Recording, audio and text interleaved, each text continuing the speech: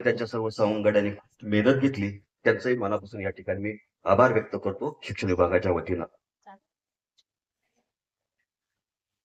शिक्षणाच्या क्षेत्रामध्ये निष्ठेनं पेरलेला एक शिक्षणाचा दाना आज दाण्याच्या टिचून भरलेल्या कंसाची रास आपल्यासमोर हात जोडून या ठिकाणी उभी आहे.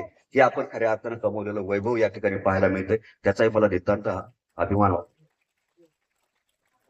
म्हणूनच तुमच्या कर्तृत्वाला सलाम, तुमच्या माणुसकीला सलाम, तुमच्या ज्ञान साधनेला आणि ज्ञान लालसेला सलाम, आपल्या सुशिकतेला सलाम आणि फरीनं सांगितलेल्या आपल्या गुणग्राहकतेलाही सलाम. 35 वर्षापूर्वी आदरणीय दादांनी या भूमीमध्ये ज्ञान रोपट लावण्यासाठी इथल्या समाजधुरीणांच्या हातामध्ये हे रोपट दिलं आणि या समाजधुरीणांनी आणि दादांनी सर्वांनी मिळून याची निगा राखण्याची जबाबदारी सुरुवातीच्या काळामध्ये आपल्याकडे दिली. तो काळ तसा खरं तर नॉन बॅट वगैरे या काळातला तो काळ होता. मान्यता आणि इमारत आमच्या हातात होती. बाकीच्या गोष्टी जमा करण्यासाठी लागणाऱ्या खस्ता खाण्याची जबाबदारी आपण निष्ठेनं त्या ठिकाणी पार पाडली होती. मला ते दिवस सगळे आठवतात. शेकडो रात्री या खोलीमध्ये मुक्काम केलेल्या पण रात्री मला आठवतात.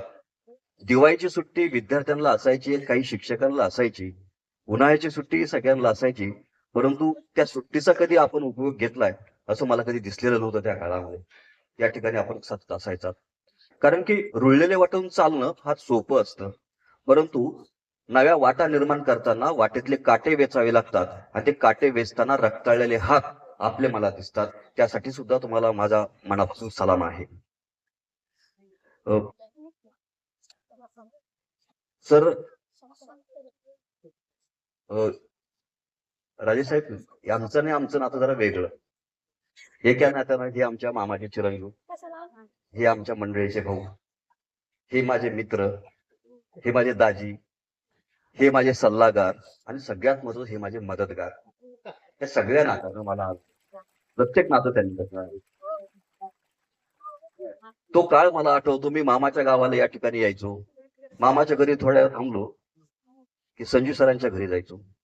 कारण की इथे मला एक वाक्य कोरलेलं दिसायचं. माणसाच्या आयुष्यात आणि भविष्यात जर बदल होतोय तो शिक्षणाने होतो. हे वाक्य कोरलेलं यांच्या या ठिकाणी मला दिसायचं आणि त्या ज्ञान लालसेसाठी त्या माणसाची धडपड चालू असायची. यांची लादणी म्हणजे जी काही घराची खोली होती, ती खोली म्हणजे यांच्या घडण्याची खरी कर्मभूमी होती. त्या ठिकाणून यांनी आपल्या साधनेला सुरुवात केली आणि Maharashtra times, Loksatta, times of India यासारखी वर्तमानपत्र त्या काळात आमच्या इथं असायची. ती सरांच्या घरी आम्हाला वाचायला मिळायची. सकाळी 6:50च्या बातम्या आम्ही आवर्जून त्यांच्या रेडिओवर ऐकायचो. बीबीसीच्या बातम्या ऐकायचो. वाचन करणं आणि बातम्या ऐकणं, समालोचन ऐकणं, वेगवेगळ्या समारंभाचं समालोचन वाचणं, यामधून माणसं घडतात, व्यक्तिमत्व घडतात. खरं तर इथे जे नाटकं सर आपल्या सगळ्यांना दिसत आहेत ना, ते त्यांच्या व्यक्तिमत्वाचा फार थोडा भाग आहे. ते उलगडलेच नाहीत कधी. फार असे व्यक्तिमत्व उलगडलेलेच नाहीत. त्यांच्या व्यक्तिमत्वाचा फार मोठा भाग आणखी सुद्धा उलगडायचा बाकी आहे. आता हळूहळू कदाचित ते आपले रंग दाखवायला सुरुवात करतील. 50 पैसे देऊन हॉटेलमध्ये जाऊन चहा प्यायचा आणि 2 तास पेपर वाचायचा, तो आमचा काळ. एसटीडी बुथच्या रांगेमध्ये राहायचं आणि फोन घरच्यांना करायचा, गावाकडे करायचा, तो आमचा काळ. फोनच्या पत्र लिहून काही मागणी करायची घराकडे कुटुंबाला, तो आमचा काळ. 10वी झाली की टायपिंग केलीच पाहिजे हा नियम पाळणारा आमचा काळ. या काळामध्ये इतकी स्थित्यंतर झाली. पेजर आलं, मोबाईल्स आले, कॉम्प्युटर आलं आणि टाईप रायटिंगच्या झिल्ल्यांनी काढलेल्या ऑर्डरवर लागलेली आमची पिढी आता मेलवरच्या सॉफ्ट कॉपीवर रिटायर होते. ही स्थित्यंतर होताना खूप खूप बदलावं लागलं. नव्या पिढ्यांना इतकं बदलण्याची सवय नाहीये, परंतु फ्योर वेगवेगळ्या परिस्थितीमधून आणि वेगवेगळ्या काळातून गेलेल्या या पिढ्या आपल्याला पाहायला मिळत आहेत.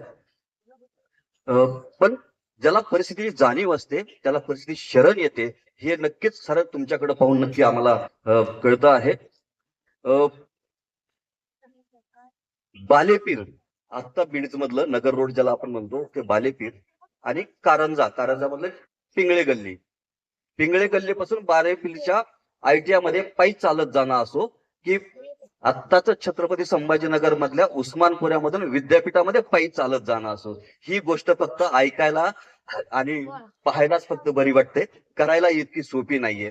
परंतु निष्ठेनं एवढं चालणं आणि ते ज्ञान संपादित करणं ही फार वेगळी गोष्ट आहे.